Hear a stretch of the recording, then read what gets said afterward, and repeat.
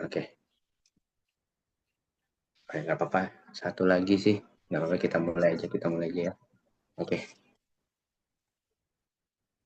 oke, saya mulai ya. Eh, oke, saya mulai. Eh, Assalamualaikum warahmatullahi wabarakatuh. Selamat sore, teman-teman. Perkenalkan saya Gias bersama teman-teman saya ada Julian, Panji, Frankie, dan Kak Felicia. Oke, pada sore hari ini, kami memiliki kesempatan untuk wawancara dengan seorang warga negara Indonesia yang saat ini menetap di Norwegia. Kak Citra, halo Kak Citra. Halo, Nah, halo semuanya. oke, sebelum sebelum kita mulai ya, mungkin Kak Citra sebelumnya boleh memperkenalkan diri kepada teman-teman dan penonton ya Kak. Oke, jadi nama saya Citra Janianci Astiani, bisa dipanggil Citra.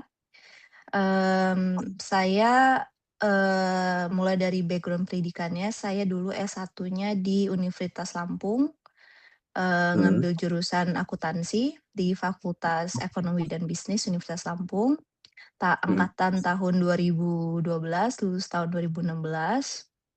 Lalu setelah lulus saya bekerja di, multinational company di Lampung, Louis Dreyfus Companies dari tahun 2017 sampai 2018.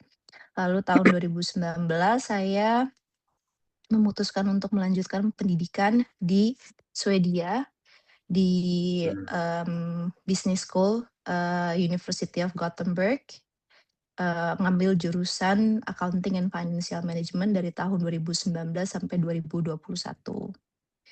Nah, setelah lulus dari S2 tersebut, saya dapat tawaran bekerja di Norwegia tahun 2022, dan semenjak tahun 2022 saya bekerja dan menetap di Norwegia.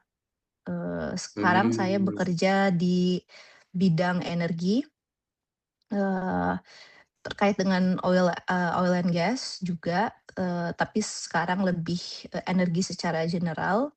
Jadi sekarang saya sudah 4 tahun bekerja di perusahaan. Sekarang posisi saya adalah commercial manager untuk perusahaan tersebut. Emang itu kakak juga ada rencana untuk buka usaha juga di sana ya kak? Ya? Iya, sekarang memang saya dan suami saya, Mm-mm. kita berdua, suami saya juga kebetulan orang Indonesia, mmm, kita berdua, sekarang memang kerja full time di tempat kami masing-masing, tapi kami juga punya rencana untuk mulai membangun usaha di Norwegia sendiri, Hmm, Gimana ya? gitu. Saya kan penasaran ya. Saya kan belum belum pernah apalagi buka usaha. Nah, gimana kayak awal mula kakak tuh memutuskan untuk oh kita bikin usaha aja di sini. Gimana Mmm, awal mula saya kepikiran begitu kak? iya. Jadi, sebenarnya, bisa ditarik mundurnya agak jauh ya, soalnya saya dulu waktu di Lampung juga punya usaha, mmm, bakery kecil gitu di Hmm? Bandar Hmm? Lampung. Jadi memang saya punya interest dalam bidang kulineri sebelumnya, lalu kepikiran di Norwegia ini belum banyak, tapi udah saya tutup karena saya pindah ke Swedia kan untuk S2. Nah, terus saya sadar di Norwegia ini masih, terbatas untuk pilihan, makanan-makanan yang berbau-bau Asianya ya. Ya. Jadi karena kita melihat kesempatan tersebut, kita berpikir kenapa kita tidak coba untuk bangun usaha, kafe yang bisa menyediakan makanan-makanan, dari, Asia atau terinspirasi dari Asia cuisine gitu. Salah satunya Hmm. Indonesia, gitu. Oh, begitu, begitu. Oke, oke, oke. Mhm. Menarik Oke. juga. Panji mau nanya. Seperti yang kita tahu nih Kak, Norwegia ini kan dikenal punya sistem dan aturan yang cukup tertata kan. Saya Mhm. jadi penasaran, menurut Kak Citra sendiri, apa perbedaan yang paling terasa saat menjalankan usaha di Norwegia dibandingkan di Indonesia gitu. Yang paling terasa itu, yang paling signifikan terasa itu adalah dari perizinannya.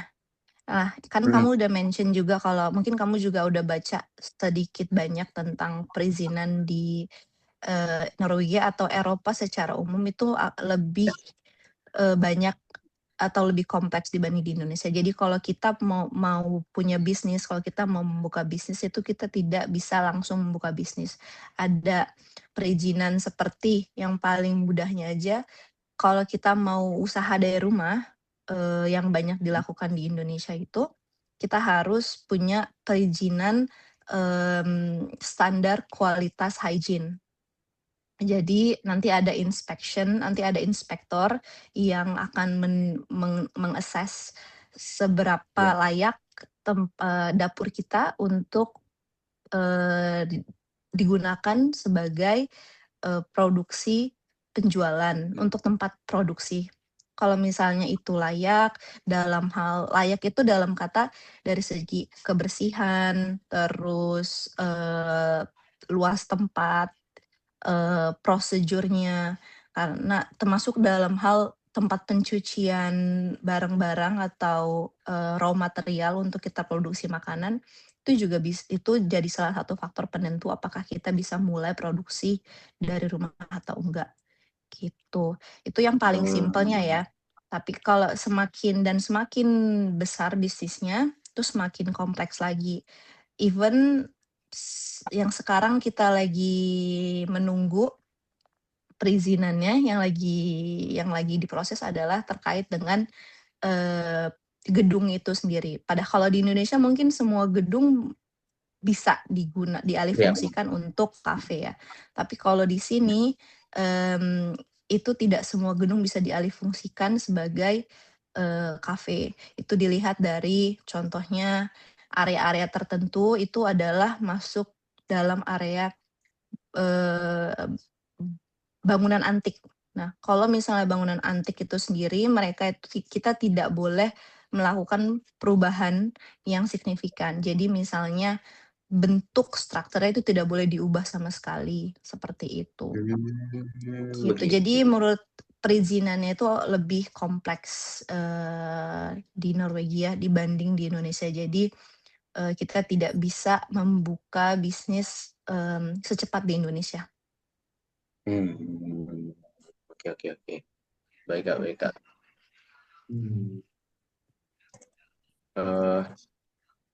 Selanjutnya, Frankie, halo? Halo. Aku juga mau nanya nih Kak. Kan pajak yang kita tahu tuh pajak Norwegia dan Indonesia itu berbeda sekali bukan? Di mana Norwegia itu sekitar 25% pajak standarnya dan Indonesia sekitar 11 sampai 12%. Itu kalau boleh tahu apakah pajak dan biaya hidup itu menjadi sebuah tantangan atau justru menjadi sisi positif untuk keberlangsungan usaha yang Kakak miliki? Kalau dilihat dari sudut pandang pelaku bisnis ya, kalau dilihat dari sudut pandang pelaku bisnis sendiri itu, pajak yang besar itu tentu itu sesuatu nilai minus untuk pelaku usaha bisnis. Kenapa ya? Karena kan kita dibebankan pajak yang besar ya, dan kalau dibandingkan dengan Indonesia 11% dengan 25% itu, di Norwegia itu pada dasarnya lebih dari 2 kali lipat untuk beban pajaknya sendiri. Tapi kalau misalnya dilihat dari perspektif masyarakat secara umum,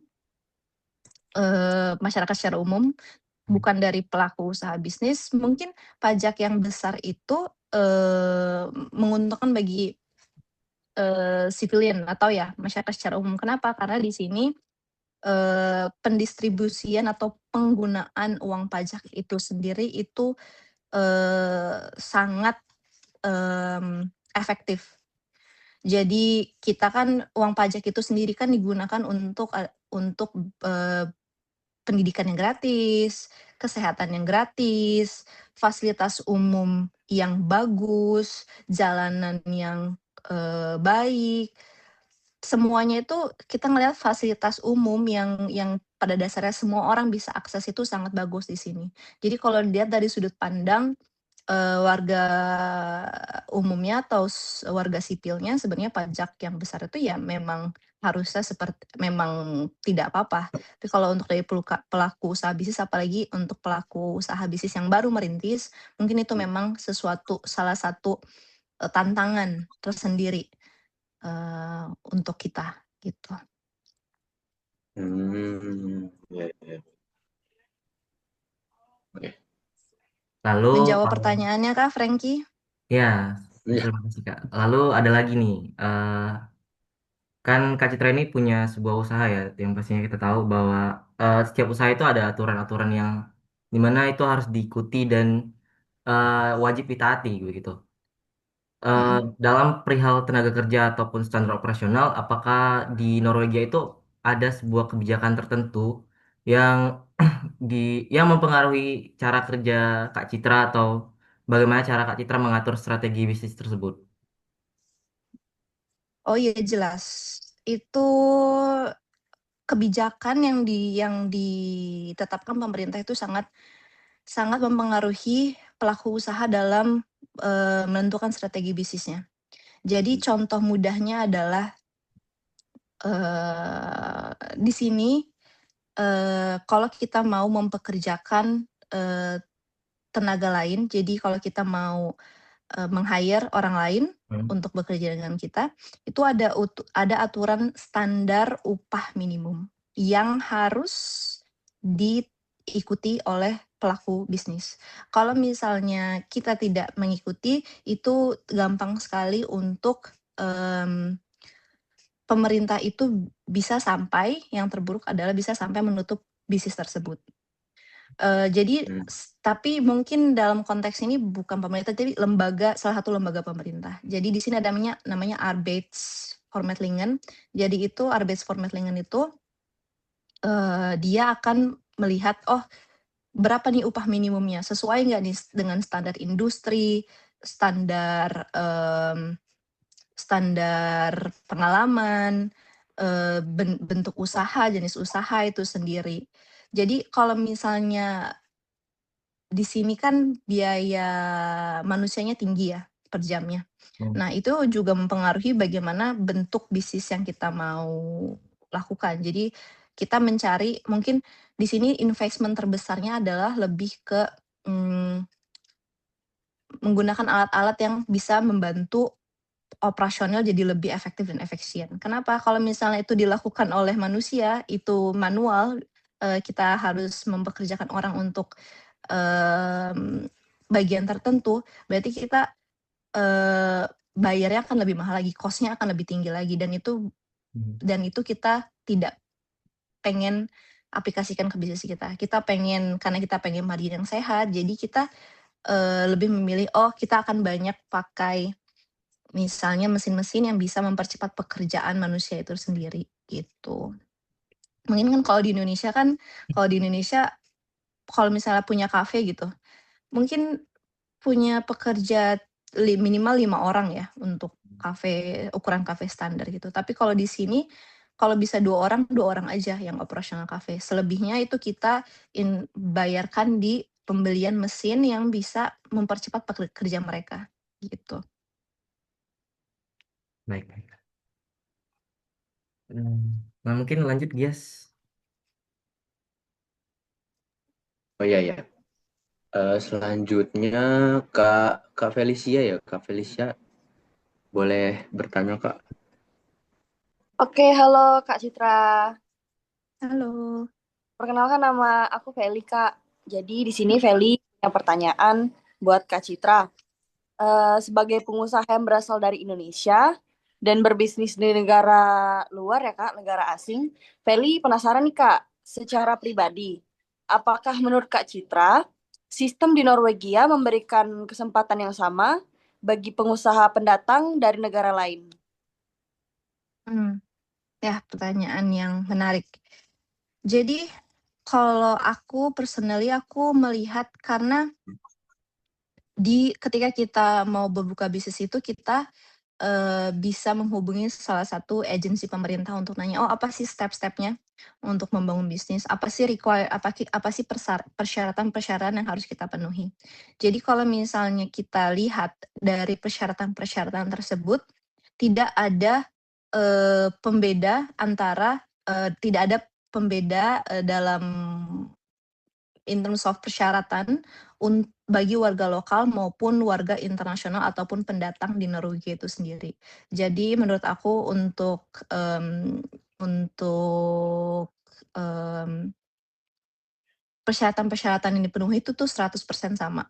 Tidak ada yang beda sama sekali antara warga lokal ataupun, warga internasional di Norwegia. Jadi yang Feli tangkap di sini Kak, berarti kalau di Norwegia itu mau kita orang WNI ataupun WNA di Norwegia itu selagi kita mengikuti semua regulasinya semuanya sama ya Kak? Iya, Oke, berarti tapi mungkin ini lebih ke konteks ini ya.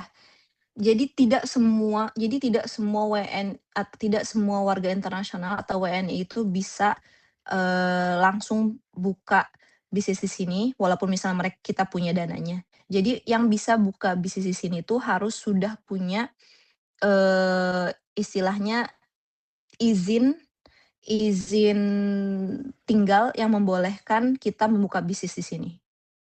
Jadi contohnya, dulu aku di tahun pertama sampai tahun ketiga, itu masih izin tinggalnya berdasarkan izin tinggal skilled worker. Skilled worker itu terikat dengan perusahaan yang mempekerjakan aku. Nah, setelah 3 tahun kita itu diberikan, izin tinggal yang kita sebut permanent resident, yang membolehkan secara hukum warga internasional ataupun bukan ya pendatang untuk bisa, tidak hanya bekerja di perusahaan tapi juga membuka bisnis itu sendiri, gitu. Oke, baik Kak. Jadi sekarang Feli udah ngerti dan akhirnya dapat jawaban dari pertanyaan tadi. Terima kasih ya Kak Citra. Dan satu lagi Terima Feli punya kasih. pertanyaan nih Kak buat Kak Citra. Kalau dari semua pengalaman Kakak selama ini membuka bisnis di Norwegia, menurut Kakak apa faktor yang paling penting untuk membuat usaha kecil di Norwegia itu bertahan, Kak?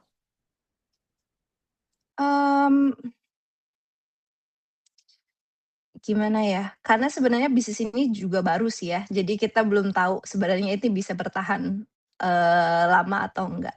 Tapi kalau saya lihat atau saya evaluasi dari bisnis-bisnis kecil lainnya yang merintis dari bawah, eee, orang sini tuh sangat menghargai value bisnis itu sendiri. Jadi bisnis yang punya, how do you say it, character, bisnis yang punya value itu sendiri. Jadi apa sih yang mau kita bawa? Misalnya kita mau jualan, roti. Kalau rotinya tuh sekedar roti aja atau, roti yang misalnya kita kita roti spesial misalnya dari Jepang atau dari Korea atau dari Indonesia bahkan. Jadi orang-orang di sini tuh sangat menghargai, value, bukan dari barangnya itu sendiri. Jadi kita menghargai orang di belakangnya. Karena di sini, untuk orang membayar lebih untuk suatu produk itu bukan masalah bagi mereka, karena di sini daya belinya lumayan tinggi ya. Jadi menurut aku untuk bisnis-bisnis kecil, harus tahu, value-nya apa yang mau dibawa, terus, kalau bahasa Indonesianya apa ya, punya karakter sendirilah, bukan sekedar, produk-produk biasa. Itu yang biasanya kalau bahasa Inggrisnya niche market. Aku bingung deh kalau bahasa Indonesianya apa ya? Nanti di-translate aja lah ya, aku juga masih bingung. harus niche market. Kalau niche market untuk bisnis-bisnis kecil itu sangat bisa bertahan di sini. Karena orang-orang di sini sangat mampu untuk membayar lebih untuk, produk-produk tertentu yang mereka rasa ini punya value yang berbeda dibanding bisnis-bisnis pada umumnya. Oke, terima kasih Kak Citra. Menurut Feli, jawaban Kak Citra sangat penuh masukan ya Kak. Dan Feli udah ngerti sekarang, jadi kalau misal kita mau berbisnis di Norwegia, mungkin yang harus kita perhatikan itu adalah quality over quantity ya, gitu. Karena kita lebih baik mengembangkan suatu produk dan kualitinya bagus, karena yang Feli tangkap dari pembicaraan kakak, mungkin orang Norwegia itu nggak masalah membayar lebih untuk suatu produk yang mungkin worth buat dibayar. Oke, terima kasih kakak. Feli kembalikan lagi ke Yas. Oke. Lanjut Julian deh. Julian mau nanya nggak Julian? Mau nanya Halo sesuatu nggak? Kak, Halo. aku tuh mau nanya Kak, kan banyak nih orang Indonesia tuh ingin sekali ya bekerja atau membuka usaha di sana gitu Kak. Dengan regulasi dan ekonomi yang ada sekarang, menurut pendapat kakak nih Kak Citra, melihat peluang bagi orang Indonesia yang ingin buka usaha di sana tuh terbuka lebar nggak sih Kak? Menurut saya personally sangat terbuka ya, karena di sini kan saya spesialisasinya adalah di bidang, food and culinary ya, kalau untuk bisnis yang saya mau jalankan saat ini.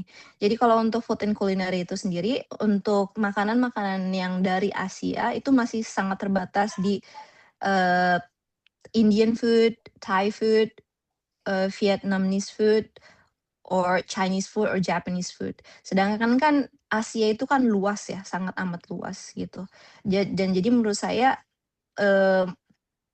opportunity-nya atau kesempatan untuk membuka, bisnis-bisnis, terkait let's say makanan, dari negara lain, seperti Indonesia ataupun Filipina ataupun Malaysia itu masih sangat terbuka lebar di sini. Karena di sini makanan Asia masih sangat, segmented ke makanan India, Thailand, dan Vietnam. Oh, Dan jadi Japanese. masih ini banget ya untuk orang Indonesia buka usaha di sana gitu Kak ya? Karena di sini kan nggak kayak Belanda ya, kalau Belanda kan sudah banyak banget restoran-restoran Indonesia ya, walaupun memang penduduk Indonesianya lebih banyak di Belanda dibanding di sini.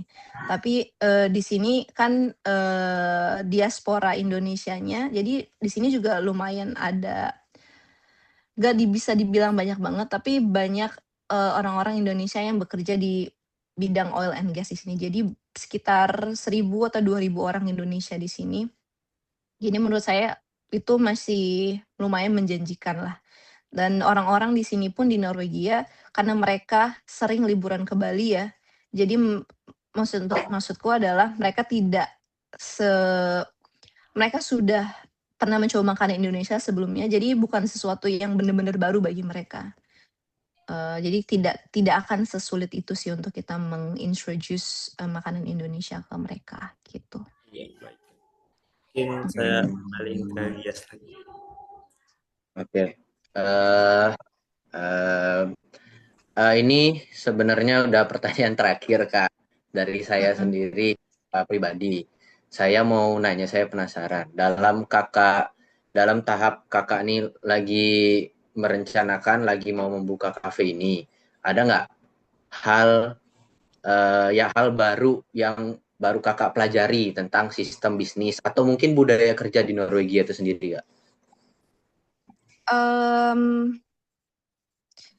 Sebenarnya sebelum membuka bisnis ini sendiri pun, yang saya sangat pelajari itu adalah budaya kerja di sini ya. Jadi budaya kerja di sini itu memang sangat, disiplin, tapi tidak berlebihan. Jadi yang maksud saya disiplin tapi tidak berlebihan itu adalah, kita itu kerja 8 jam per hari. 8 jam per hari, dan kalau kita kerja lembur itu dibayar di sini. Dan itu menurut aku sangat lumayan berbeda dari pengalaman saya kerja di Indonesia sebelumnya. Karena di sini orang sangat menghargai waktu, setiap individual di luar pekerjaan. Jadi di sini tuh bukan orang hidup untuk bekerja, tapi bekerja itu untuk menyokong hidup. Jadi kalau misalnya memang di kontrak tertera tulis 8 jam per hari, kalau memang sebagai pekerja kita menghabiskan lebih dari 8 jam per hari, kita berhak untuk mendapat bayaran ekstra. Dan juga sebenarnya kita misalnya pun let's say kita mau punya overtime, kita punya overtime, tapi itu pun juga diatur sama salah satu lembaga pemerintah yang menaungi sistem pekerjaan ini sendiri. Jadi kita tidak bisa serta-merta, "Oh, kalau misalnya saya lagi perlu uang, saya mau kerja lembur terus deh." Oh, nggak bisa, karena di sini sangat mendukung work life balance ya. Jadi even kalau kita bekerja lebih pun kita tidak boleh dari beberapa jam dalam 1 minggu. Karena sangat didukung untuk orang itu punya kehidupan lain selain bekerja itu sendiri. Jadi itu sih yang menurut saya sangat,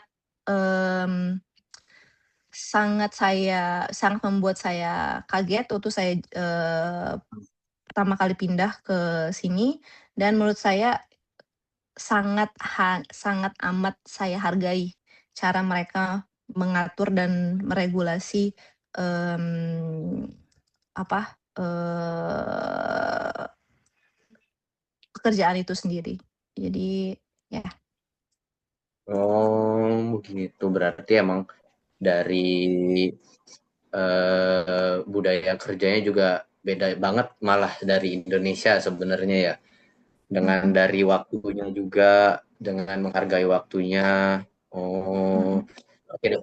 Kalau begitu mungkin kita mungkin itu aja mungkin ya Kak pertanyaan yang bisa kami sampaikan pada sore kali ini.